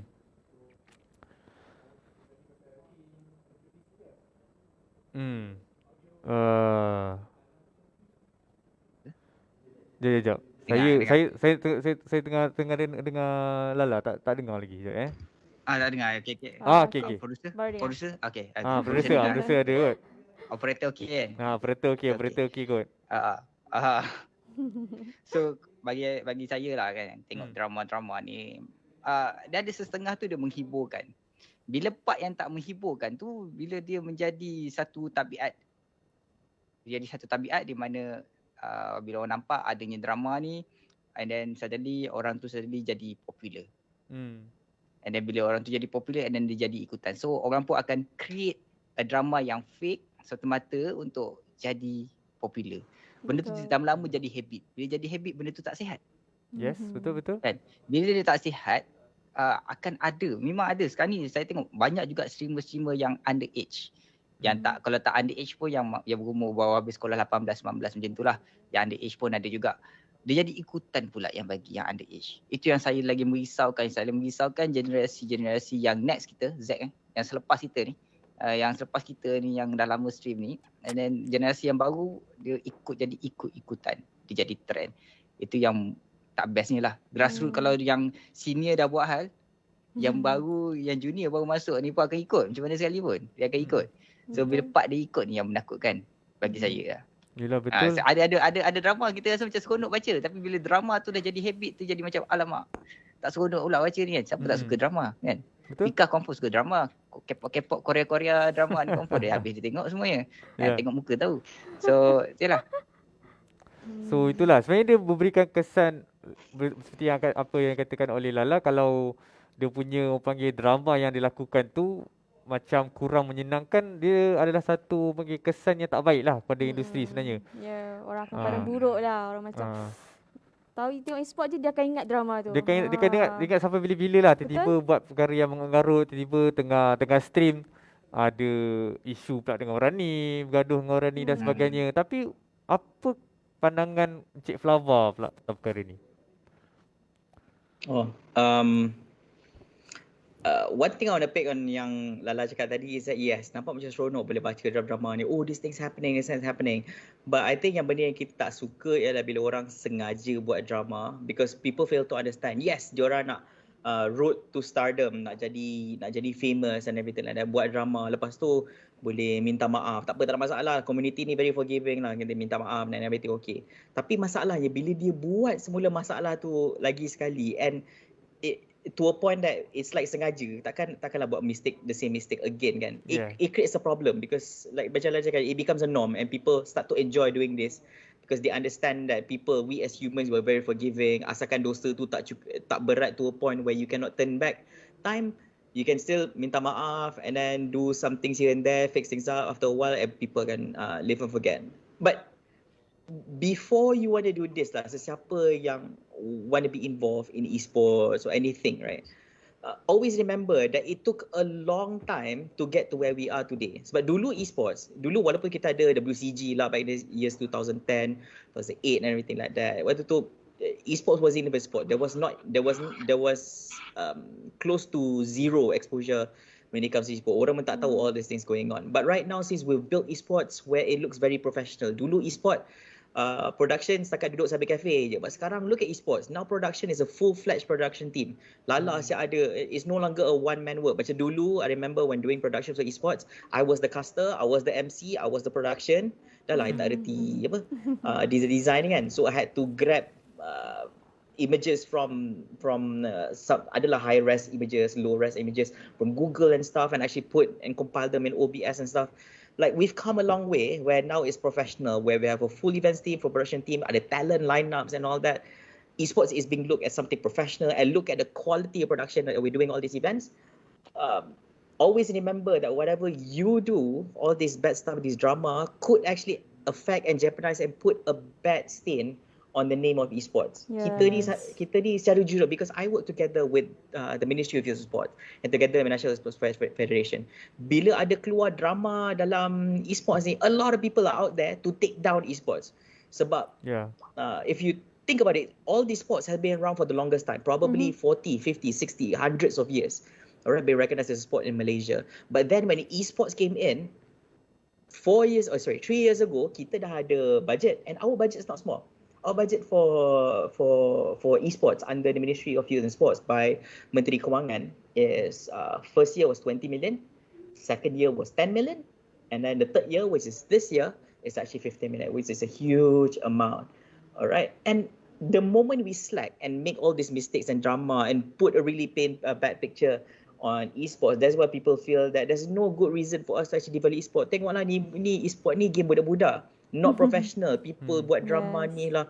Ada masalah ni, masalah tu. There's drama outside the game. There's also drama in game. So for example, like in game biasalah macam ada 322 lah. People start to conceive esports in relates to gambling and all stuff. But actually those are not esports.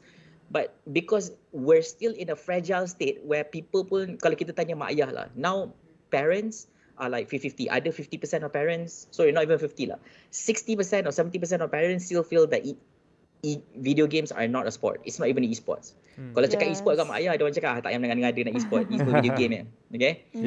But then a small percentage agree that yes, it is a sport and all that. So we're still in a fragile state where the moment kita buat masalah, you're going to destroy all the efforts.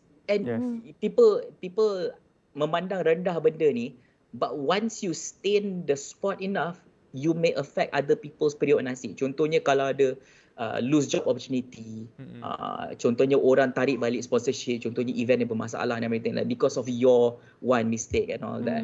You are, whatever you do is affecting other people's period nasi as well. You're going to affect Lala, contoh lah, maybe not Lala, because Lala himself is a producer, but he has to manage a lot of people in this production. Contohnya dulu kita ada budget untuk hire 5, 6, 7 observer. Maybe now because people lost interest in esports, the amount of capital investment injection from local and also foreign investors is low. So now Lala tak boleh nak hire 7 caster. Okay, kita hire 5 je kot, tak cukup duit ni. Caster kita tak boleh ambil yang mahal sangat. Nak ambil mahal pun seorang 2 je. Lain-lain kita ambil bajet-bajet caster sebab kita tak cukup duit and everything like that. That's why I say when you want to do this drama, memang yes, it will affect. But just some people ni, diorang macam seronok nak build your profile, buat drama, seronok kan. Lepas tu jadi famous, but then you affect other people's profession. That is a problem. Ya, betul. Sebab yelah, rata-rata kalau kita tengok kat Facebook, dorang macam benda tu tak ada apa-apa. Okey, kita buat benda-benda yang mengarut kan. Macam contohnya yang paling terkini lah saya rasa is about ada sexual harassment kot, tak silap saya. Kan pasal tu. Sebab dia dah macam memberikan satu impact yang kurang menyenangkan lah. Sebab macam Lala kata tadi, underage kan. Ada yang tengok stream kita underage. Lepas tu ada mungkin parents yang tengok kan daripada live stream. Lepas tu sebab orang macam Encik Flava sendiri kata pun, memang kita ni e-sport ni macam baru lagi kita nak start. And then tiba-tiba fragile state, and then orang macam akan cari salah kita. Yelah, sebab people suka cari salah kita. It's like the saying, trust me, people tak sedar tapi memang orang nak cari kesalahan e-sport ni. Betul. Macam it's like a saying, kerana nila setitik nila rosak susuk Rosak. belang. Rosak. Nasib baik dah pukul. Kan bahasa Melayu. Okey. So itulah benda sebab saya ada tengok ada satu session pasal ada orang daripada sukan sendiri macam tak berapa menyenang lah untuk mengiktiraf e-sport ni as a sport. Ya. Kan kalau tak sebab diorang macam nampak banyak lagi dia punya negatif dia daripada positif. Dari situlah kita, kalau adanya drama-drama macam ni, itu adalah boleh jadikan satu point lah atau untuk menjatuhkanlah industri sebenarnya. Ya, betul. So itu saya rasa itulah serba sedikit kot. Yang Mungkin panasnya tu. soalan-soalan yang taklah pandas pun saya rasa. Mungkin Lala dia sukalah benda macam ni sebab kadang-kadang dia suka buat status, apa benda lah kan. Tak ada. Sebab kadang-kadang bila kita tengok situation tu kita tak make sense kenapa dia jadi a norm kan. It's because macam contoh kan, saya ada anak buah, ada 2, 3 orang anak buah which is yang main game. And then mak ayah dia which is abang kakak saya, dia orang akan bertanya, kenapa macam ni dekat Facebook, kenapa macam ni e-sport macam ni semua kan. Saya macam kena, bukan macam nak kata kena tarnish lah, tapi kind of like lah macam kena, sebab orang akan question kenapa betul ke ada orang yang sexual harassment ni, budak ada ke streamer macam ni, macam saya pula yang kena jawab benda tu. Saya macam saya tak tahu apa-apa, bukan saya tak tahu apa, bukan saya yang buat. So saya macam okay gini macam ni, dia macam ni, dia kena macam tu lah. Saya pula jadi tukang explain baru-baru apa yang 2-3 drama ke, sebab yelah dia orang ada anak kecil. Yes. Okay, dia ada anak kecil. Anak kecil dia orang pula umur 7-8 still consider under consent dengan parents dia. So of course parents dia consent. Bila parents dia consent, dia akan tanya orang yang dalam industri, which is orang kenal saya buat e-sport. Sudah. Dia macam sudah tak boleh lagi. Terima kena kat saya. Production e-sport pun kena kat saya. Saya kena macam menjawab lah kat persoalan abang-abang saya, kakak-kakak saya, pakcik, makcik semua kan. So benda ni bila saya nak kata saya buat kerja e-sport ni, macam benda kata tak ada etik ke orang e-sport ni? Tak. Macam siapa-siapa nama dia Afikah cakap dia, jangan disebabkan nilai estetik rosak susu sebelangnya. Kalau ada macam yang orang yang buat fake drama ni ataupun suka buat drama ni, and ada orang happy dengan konten macam tu, saya tak boleh kata saya tak support lah. Sejujurnya kalau tanya saya, saya tak support, dan harap-haraplah ada a few macam maybe akan ada build organisasi streamer yang akan boleh pantau benda. Selalunya kalau benda-benda isu macam ni, dia kena ada isu dulu. Baru ada solution to fix. As an example, macam dulu kita ada isu pasal player tak dapat dibayar dia punya payment game yang dia main, and then keluarlah e-sport law. Kan? Ini bukan saya minta, soon or later maybe kita akan ada isu drugs dalam e-sports. Mungkin akan ada sebab kat luar negara dah ada. And then barulah keluar pula apa yang untuk medical punya part pula, macam mana nak hindar benda ni. Sedangkan masa dulu isu pasal cheating dalam e-sport kan, cheating using third party tools untuk e-sport, and then baru keluar certain software untuk make sure cheating tu tak berlaku. Kalau ada isu macam ni mesti ada solution. Macam mana pun bagus juga ada isu ni sebab kita ada solution. So tunggulah. Benda ni mesti akan ada solution, saya percaya lah. Ya, betul. Lebih lagi isu-isu yang recently lah. Yes. Sangat-sangat setuju. Itu dia sedikit daripada panelis kita. So saya rasa tak ada lah benda nak diulaskan sangat lagi dah pun. Saya rasa kita pun dah sampai ke penghujung rancangan dah hampir. Kita dah ulas pasal live streaming, kita dah ulas pasal talent, tips dan sebagainya. So mungkin kita start dengan Encik Flava dulu untuk kata-kata terakhir lah kepada penonton di luar sana yang ingin memilih karier ni sebagai bagi untuk masa depan lah. Maksudnya kenapa pilih kata-kata terakhir lah, maksudnya kata-kata yang boleh memberikan semangat kepada penonton-penonton kita di Facebook, ucapan dan sebagainya. Adakah bagusnya ataupun okey ke kalau kita jadi talent atau masuk dalam industri sukan ni sebenarnya? Mungkin Encik Flava boleh ulaskan sedikit. Alright. Bismillahirrahmanirrahim. In regards to this question, untuk jawab soalan ni, when people say want to make a career out of doing casting in esports, my good advice is not to take a career as a talent as a full-time career until until it has become something sustainable in your life, right? So for example, my good advice is that try to take up a full-time job and use becoming a talent in esports, may it be a host or a caster, as a secondary job, meaning a part-time job. Because the thing about being a talent, especially when it becomes a part-time job, because it's not really a full-time job, it's based on whether is there events or not. Right, so if there's no events at that point in time, you can't return back to your family members and tell them that, hey, this month there's no event, so there's no money coming in.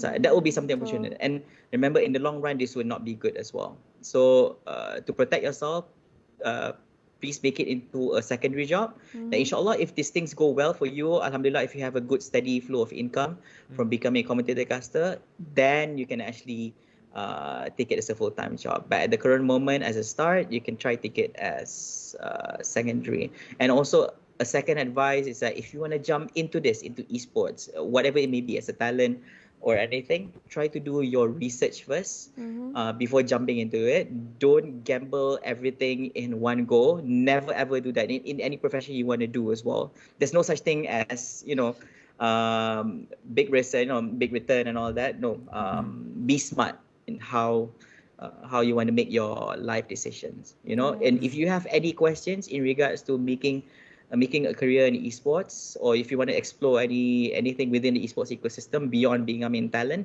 you can ask myself, or you can also approach Lala himself, because even though he's not actually a talent by himself, but he has worked with enough departments within the esports ecosystem to know his ways around esports to answer your questions. That's my advice. Yes. That's true. So untuk Lala pula lah. Kata-kata terakhir sebelum kita mengakhiri Kata-kata sesi terakhir kita. Saya menyeluruh boleh lah. Saya menyeluruh tu maksudnya daripada segi as a e-sport player, e-sport player, streamer dan juga production behind the scene. First of all, saya nak bagi tahu macam mana sekalipun e-sport ni asalnya adalah daripada trend dan passion dan hobi. Itu asalnya terjadinya e-sport ni. Bila dah jadi macam tu, dia sekarang ni dah jadi industri yang masih baru. Betul, saya sokong apa yang Flava kata tu. Macam mana sekalipun, jangan kita macam baru sebulan masuk, kan? Nampak macam okey je. And then you go for a full-time job untuk as a casters, talents or e-sports players, and then kau abandon yang job-job kau yang hakiki, yang bagus apa semua. Tak, benda tu tak sangat disetujui, tak disupport, kecuali kalau dah rasa sangat kukuh. Kan, boleh buat 5 figure per month, okay, boleh carry on, boleh buat dia full time job. But first of all, yang saya paling utamakan adalah education. Macam mana sekalipun masih bersekolah ke, nak sambung belajar, education adalah yang paling utama. Bukan sebab nak belajar nak penting education tu sebab because of cert. Tak, kita tak cakap macam tu. Kita belajar tu is belajar. Ilmu tu penting macam mana sekalipun. Boleh bawa kat mana-mana saja.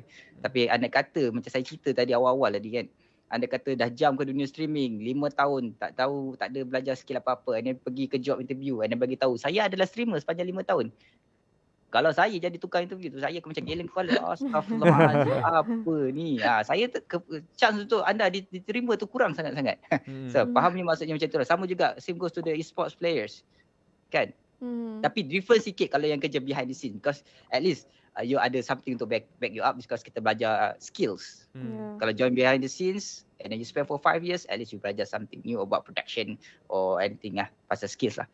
So like I said, jangan prioritaskan dia, anggapkan dia sebagai hobi. If dia boleh bagi kamu 5 figures 1 bulan, okay, then boleh consider lah, I will take a full time job. Saya pun nak juga macam tu. So, terima kasih banyak kepada Lala atas perkongsian sebentar tadi, dan itulah, saya rasa itu saja untuk sesi yang terakhir bersama dengan panelis kita. Terima kasih banyak kepada Encik Flava, terima kasih kepada Asrul Lala kerana bersama kami, bersama dengan pihak Universiti Kuala Lumpur lah. Alright, so terima kasih juga kepada penonton-penonton di rumah yang menonton kami live di Facebook UniKL.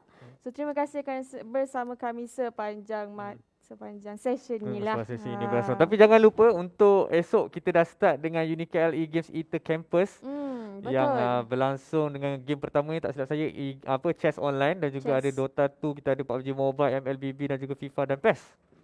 Panjang tu. Panjang, Banyak. 6 game. 6 game yang 6 dipertandingkan. Hmm. Akan bawa pulang prize pool sebanyak 11,800. 11.8. Yes, K. 11.8K. Ya, banyak sangat tu. Ya, betul lah. Saya Bagi support dekat kampus masing-masing. Jangan lupa. Ya, betul. Dan saya rasa itu saja daripada kita berdua, Fika. Ya, itu saja. Masa pun sudah Ah, mencemburi kita lah. mencemburi kita. Betul. Saya rasa itu saja daripada kami. Saya Amal Bani dan juga Saya Afika. kita wrap dulu dan kita berjumpa lagi untuk sesi yang seterusnya. Assalamualaikum, salam sejahtera dan salam We Are UniKL. Bye bye.